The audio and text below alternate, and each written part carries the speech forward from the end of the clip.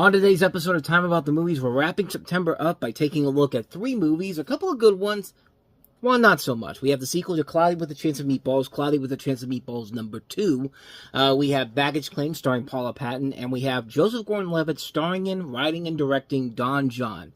3 films to take a look at to wrap September up, September 27, 2013. This is, of course, Time About the Movies.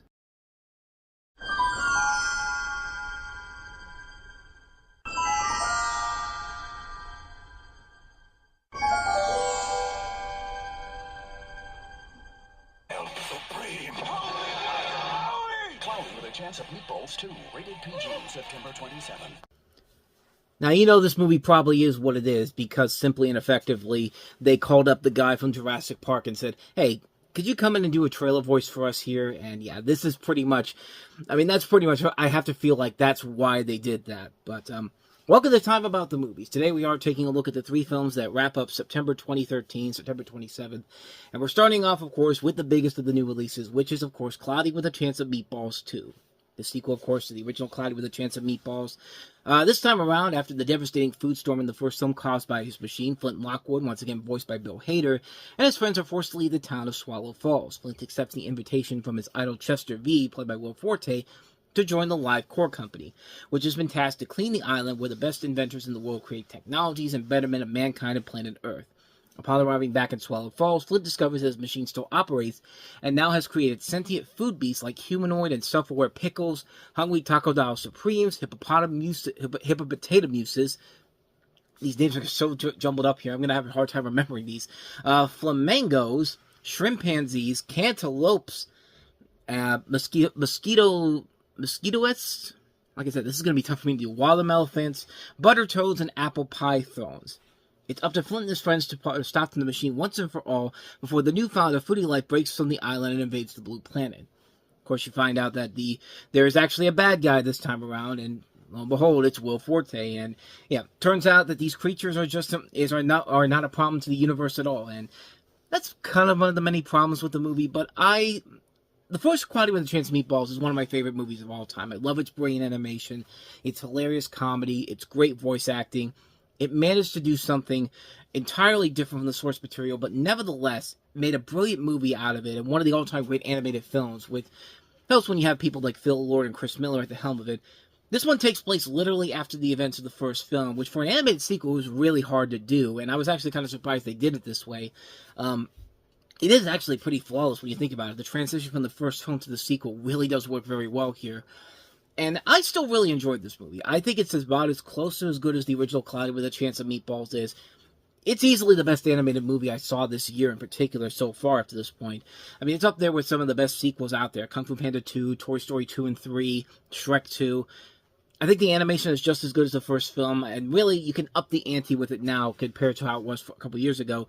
It looks just as fluid as impressive as it did the first time around.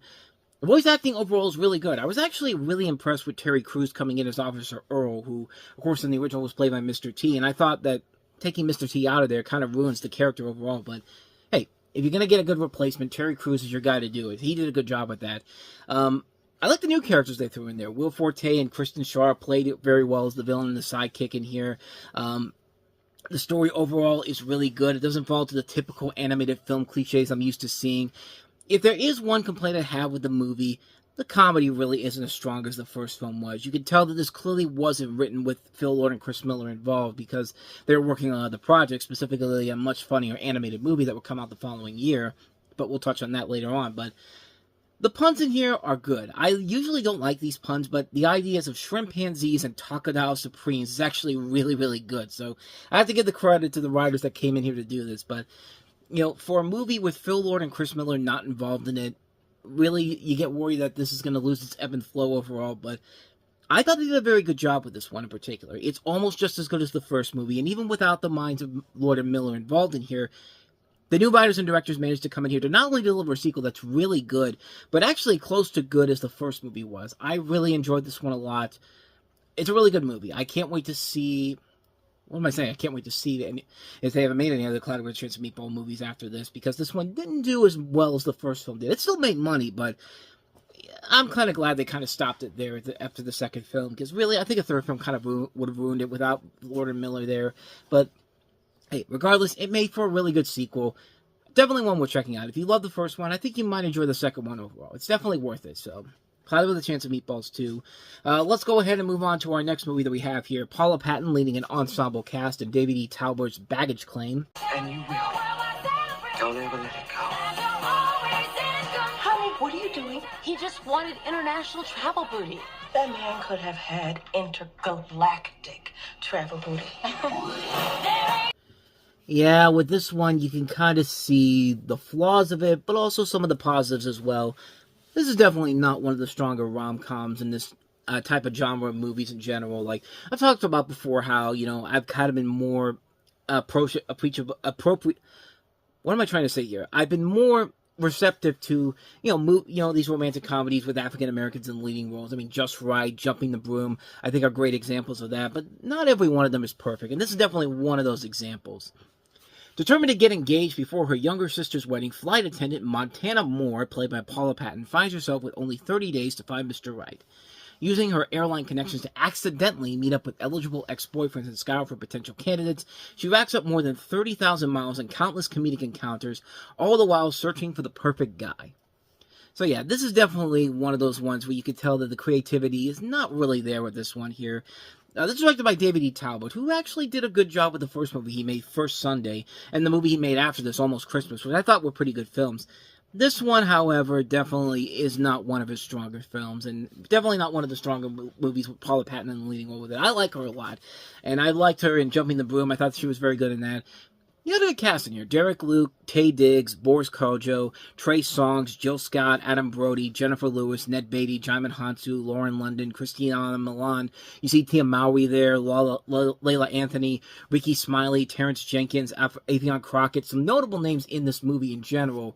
And there's times when the movie can be funny. There's times when the movie actually works, but not enough for me to say that it's worth it in the end. There's definitely a lot more flaws to this, and it clearly falls into predictable rom-com territory. You've seen done that before so many times. Like, the liar's going to get revealed. They're going to have their third act breakup, and they're going to get together at the end. And what a coincidence, this movie is centering around someone who works in an airport. So, of course the climax is going to take place in an airport or an airplane. It's just like, yeah. We've seen this done before already, and usually I can let it slide if the chemistry is working overall, and if I'm remotely invested in the storyline here, but honestly, with this one, it's definitely not there overall, and this is one where the definite flaws of the movie are very much there, and it does ruin your overall feeling towards the film in general. Paula Patton's not bad in it. Everybody here is doing their parts okay, but it's not enough for me to recommend the movie in general. I feel like there's so many better movies with these people involved in it that actually, with the same type of a setup here, that actually work a lot better. Like I said, Just Right, which also has Paula Patton in it, and also Jumping the Broom, which has Patton in it. But those movies I think are done much better. This one, not so much. A mixed bag, not a great movie, not a bad film either. Just definitely not up there with one of the stronger movies that these people have been involved in. So let's go ahead and get back to some good comedies here and wrap up with our last movie here. Not only a good comedy, but one of the best movies of the year, and one of the most underrated films of the year that, once again, sadly didn't find an audience when it came out. But man, I cannot recommend Don John enough. It's the most beautiful thing I've seen in my life. You good? I know. I got time. Don John, rated R. I mean, if Scarlett Johansson looking as scrumptious and as juicy as she does in this movie isn't going to turn you on, then clearly I don't know what to do for you.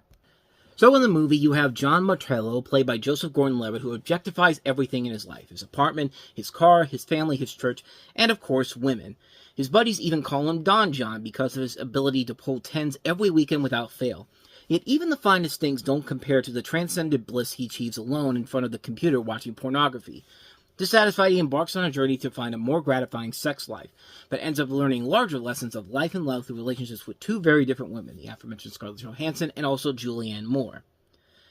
And this is a movie I knew about very late. I didn't even see trailers for this until about a month before the movie came out, and I had no idea where this movie had even come from, because it kind of came out of nowhere, and trailers really kind of suckered me into it, and I got what I wanted when I saw this movie. I was hyped to see it, and not only was this a great movie, but it was one of the best movies I saw that year easily. I mean, this is a fantastic movie. I really love the hell out of this film.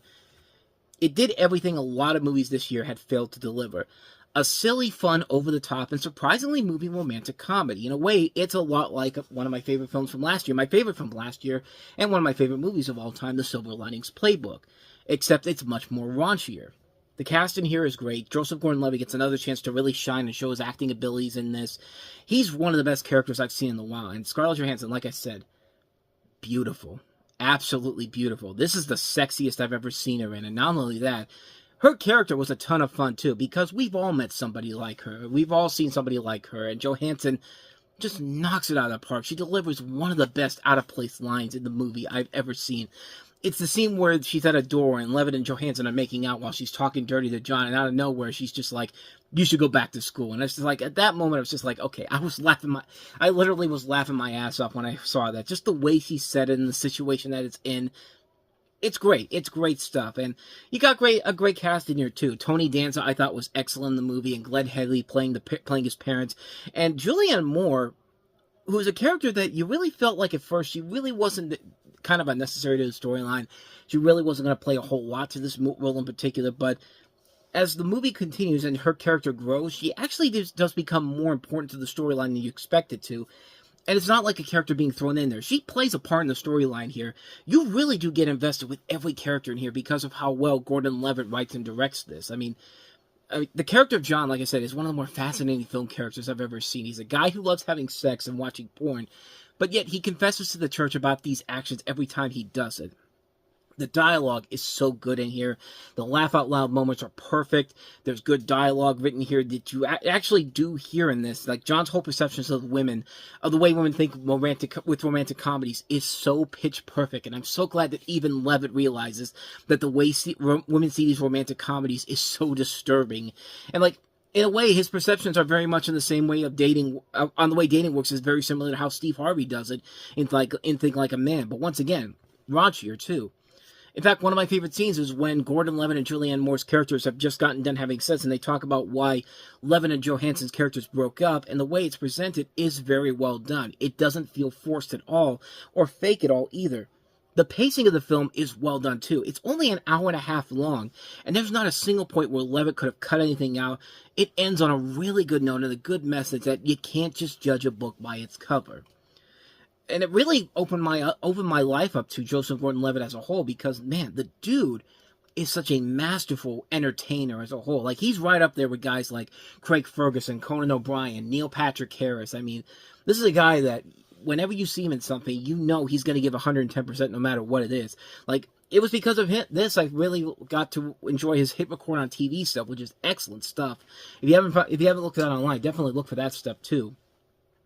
This is a movie I've been waiting for a long time. A smart, funny, sexy, surprisingly heartwarming original comedy that makes you think it's going in one direction, but it goes into an entirely different direction altogether, and still manages to entertain the audience involved in it. It's one of the most perfect movies I've ever seen. It's one of the best movies of 2013. One of my all-time favorite movies, easily. And, again, it sadly did not find an audience when it came out. And if you haven't seen it, seek out Don John. Seek it out. It's definitely a movie you need to see. Fantastic, fantastic film. I can't recommend this one enough. Don John. And thus, with all that said, we wrap up another episode of Time About the Movies. We'll jump into October next time around with a couple of notable movies. The biggest one, most notably, Sandra Bullock and George Clooney starring in Alfonso Cuarón's Gravity. We'll also take a look at Ben Affleck in his first big movie after winning the Oscar the year before for directing for Argo. Runner, Runner, which also stars Gemma Arterton and also, who else is here? Justin Timberlake. But let's just say that it's no Argo. I'll just say that. And Lionsgate saw the success of Instructions Not Included and said, let's get another one of these comedies from overseas, from Mexico over here called Pulling String. Let's see how that turns out. And not so well. We also have Grace Unplugged, and I believe that's it. Yeah, I believe that's all we got this week. 4 films to take a look at. We'll take a look at those 4 films tomorrow on the show, so stay tuned for that. But with all that said, thank you so much for watching this. I hope you enjoyed it. If you did, please go ahead and do me the honors of hitting that like button, that subscribe button, and that notification button. Also, don't forget to check out our playlist, and don't forget to check out the previous episode we did. And remember, we just put out a new Time About the Christmas special yesterday, Time About the Christmas 3, so please go ahead and check that out. See some of the more recent Christmas movie reviews I've done from the past year. Check that out. I'll leave a link to it in the description down below, or you can just go check it out on the channel itself. So, With all that said, thanks for watching, and whether it's in the past, the present, or the future, I will see you at the movies. Take care.